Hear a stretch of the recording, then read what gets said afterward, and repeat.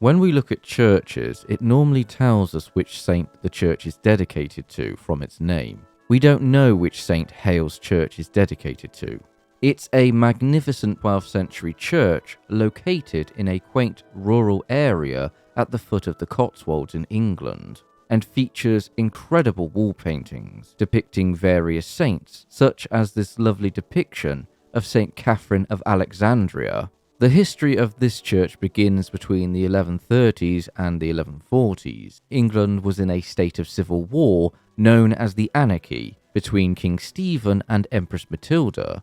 During this war, quite a number of nobles did as they pleased by taking land and playing both sides, so they came out on top. One chap called Ralph of Worcester did take some lands and started to build a castle as well as the saintless church. Looking at the entry for Hales on the Domesday Book in 1086, Hales was a settlement in the Domesday Book in the hundred of Greston and the county of Gloucestershire. It had a recorded population of 20 households in 1086. Ralph's efforts to build his castle and church infuriated the abbot of the nearby abbey of Winchcombe, as he argued that the land belonged to his abbey. The squabble lasted till 1175, by which time perhaps both Ralph and the abbot were dead. The church was finally consecrated, but that's all we know. The issue of Hales Church is that despite the church being much older, its history and the research of it is mixed up with the later Hales Abbey, which was founded in 1246. Hales would grow to become a major pilgrim site,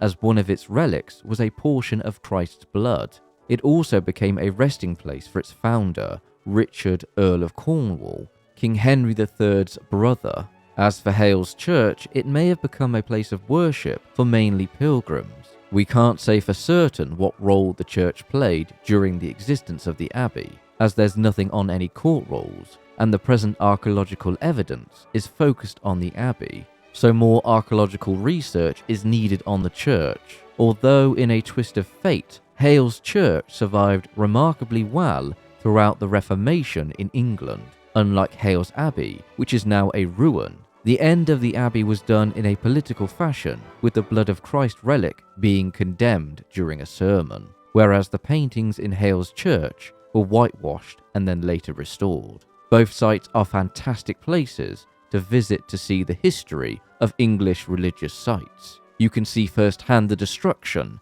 the worst king of England, Henry VIII, brought.